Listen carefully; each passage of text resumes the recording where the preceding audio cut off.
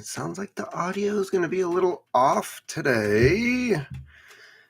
Different setup. The kids are home. One is sick, therefore both are here. You may hear some ruckus, fighting, chaos in the background, but overall things seem to be good. Anyways, to get to it, yes, this is a World War III live stream because that's what we're looking at. There's a lot of people who say that World War III has already started. Nobody's really made it official yet. It's not like they're going to call it World War III. It's not like Roosevelt said, this is World War II. Beforehand, they just had the Great War. It's not until looking back, people realized that things were happening and the new name would come up. So, couple news articles to go over today to show where we're at with things. And to get started, US and Taiwan set to exchange hundreds of troops for training. Now, other articles are out there describing it a little differently, that 200 US troops are going to be stationed in Taiwan, and that's a huge increase from what we've had before, but it goes a little bit further than that. The training deployments would be among the largest ever between US and Taiwan and are driven by concerns over a Chinese invasion.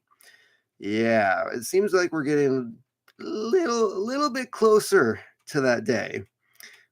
This is through thedrive.com, the War Zone. I don't know why this has two different names. Maybe the Drive is like a hosting site. Maybe the website is called the War Zone. I'm not sure. Articles by Emma Helfrich. So yeah, she makes a reference to the Wall Street Journal article revealing that in coming months, U.S. troops will be significantly increasing the number of troops currently stationed in Taiwan.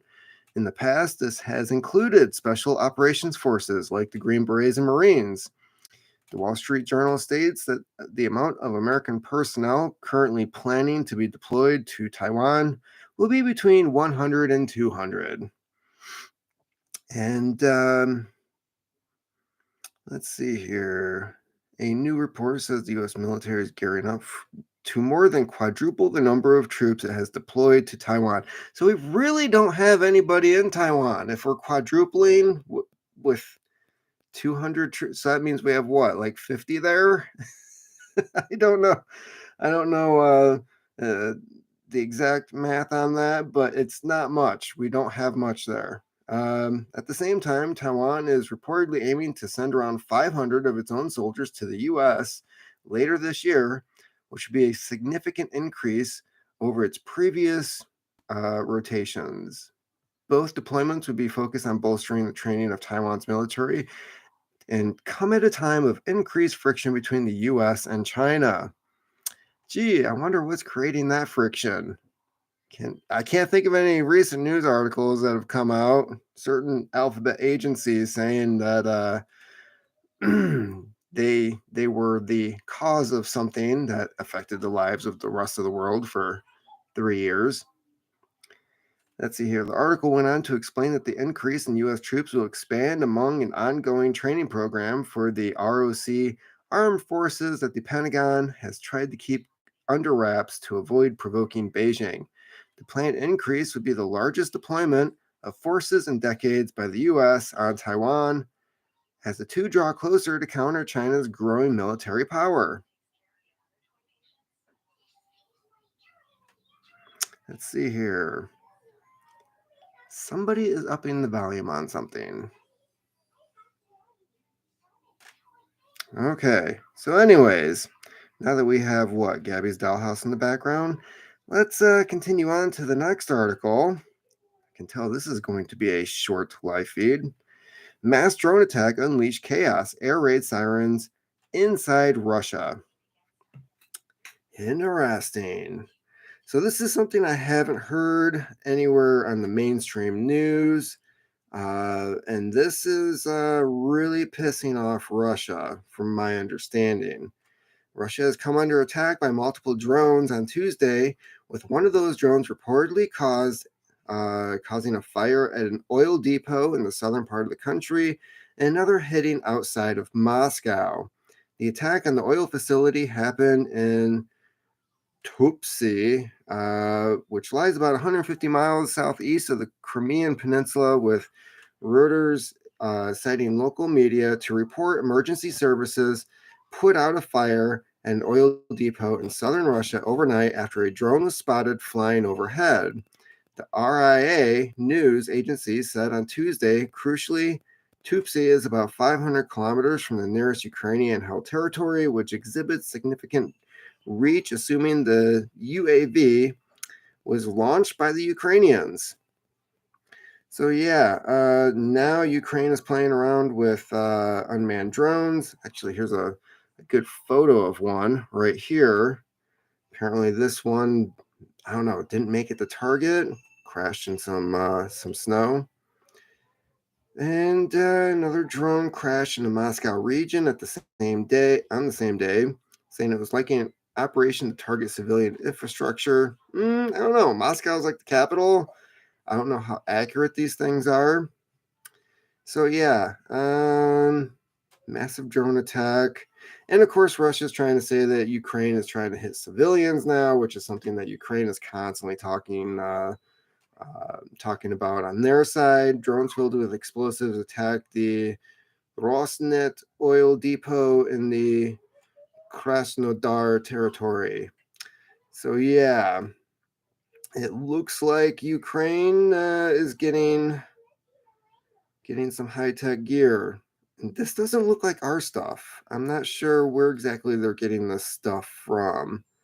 Doesn't really not really seeing in here as to where these drones are being purchased from. Of course, everything is given to the Ukrainians, so uh, I'm not surprised.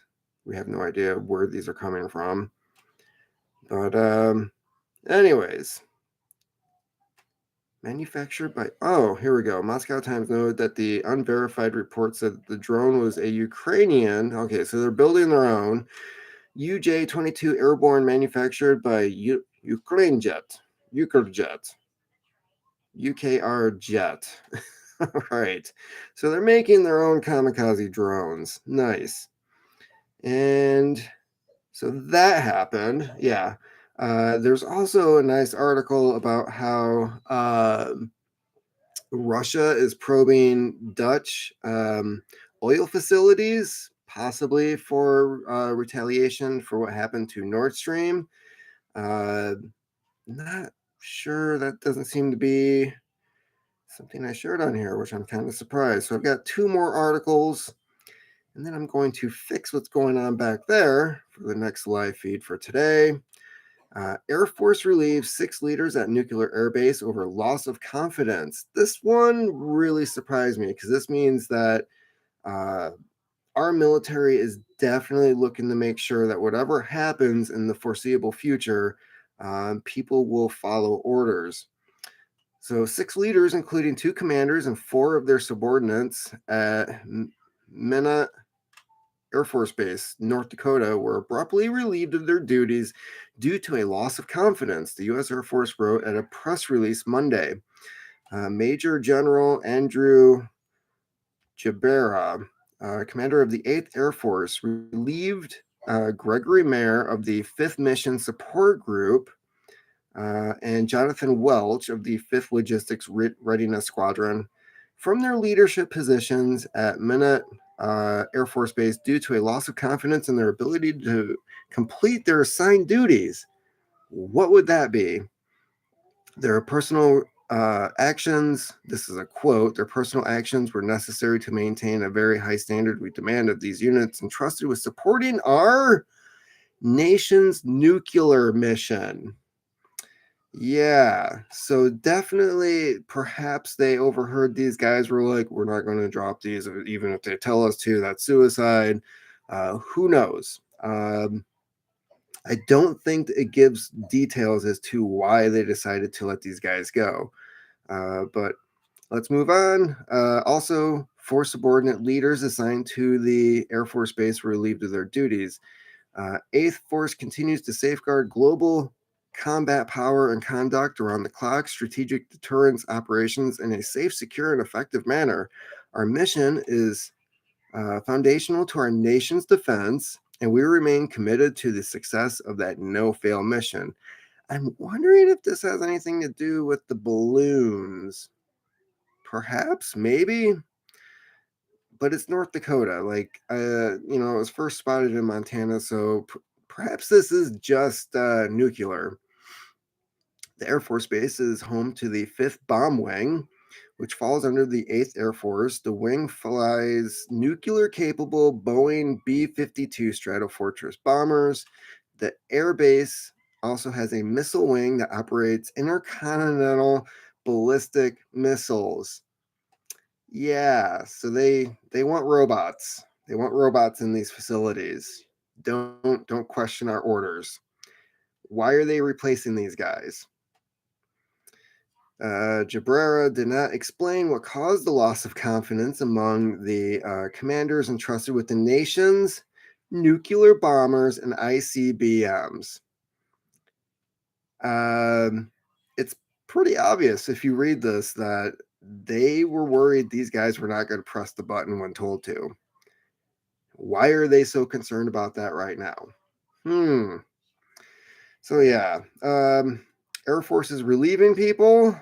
They think they can't do their jobs. But I want to finish off with this one. This is from the Libertarian Institute. Most frontline Ukrainian soldiers killed within 4 hours. Yeah. I'm very familiar with the Libertarian Institute, Scott Horton, and there's a whole slew of other guys that do great work over there. Check out their website if you want to find out some good information on a lot of different topics that you're not going to find elsewhere. So yeah, the article goes on to say a retired American Marine fighting in Ukraine told ABC News the front lines are a meat grinder where soldiers survive an average of 4 hours. These guys are not getting training. Okay.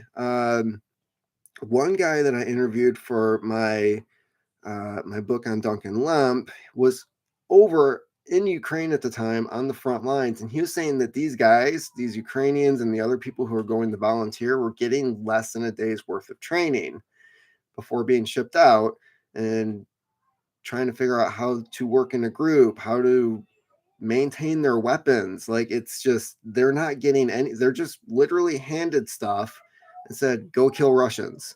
So yeah, Troy Offenbecker is fighting alongside Ukrainian forces on the Donbass region. Moscow and Kiev have been battling around Bakhmut for several months as Russian forces have slowly made gains around the city. In January, Germany estimated Kiev was losing a 3-digit number of soldiers daily fighting in Bakhmut. At the time, the White House believed President Vladimir Zelensky was committing too many lives and resources to defend the city. They don't care. They don't care about their civilians because nobody's a civilian right now. The country's under attack. Everybody is military cannon fodder. Offenbecker's commentary suggests that the situation may be getting worse for Ukrainian soldiers. It's been pretty bad on the ground, a lot of casualties, he assessed. The life expectancy is around 4 hours on the front line. But hey, Russia's doing horrible. They're doing really bad, right? That's what we keep being told. And it seems like both sides this spring are planning on doing this offensive. Ukraine wants to push Russia out. Russia wants to push further into the country. He said that the Russian attack in the city is not letting up and turned into a meat grinder. The artillery is nonstop. Offenbecker explained the Russian forces are fighting around the clock. The Russians may have maybe run into a shortage of shells lately, but the past couple of weeks it's been nonstop, all day, all night. Meanwhile, Kiev's Western backers have expressed to Zelensky in recent weeks that NATO countries are struggling to find artillery shells to send to Ukraine. Secretary of Defense Lloyd Austin said the U.S. will train Ukrainian soldiers on fighting methods that use fewer munitions. Hand-to-hand combat, like swords, spears. What are we talking about here? The Kremlin ordered a mobilization of 300,000 troops last year. Western leaders have anticipated Moscow will order an offensive this winter. Winter's almost over. It's been a mild winter. Yeah. Ukrainian officials said that the Russian offensive is now underway.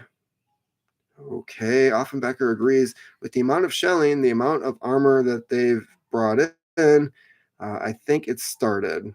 Due to Moscow and Kiev's tight control over their country's presses, it is unclear how substantial the death toll is for each country. Since the start of the war, Zelensky has nationalized Ukraine's media, outlawed the political oppression, and jailed citizens who opposed its administration. Commenting on the state of journalism in the country, press union leader Gutz explained, "We've never known what's the basis of these accusations. What's the pro-Russian link? It starts to look like a political accusation rather than a genuine crime. A lot of journalists self-censor now," he added. It's not like we haven't seen that here, right? Like even on YouTube, we have to self-censor ourselves when we talk about certain topics, because otherwise videos are taken down, you get strikes, demonetized, you name it, it's ridiculous. So yeah, YouTube, stop acting like Ukraine. They're not a democracy.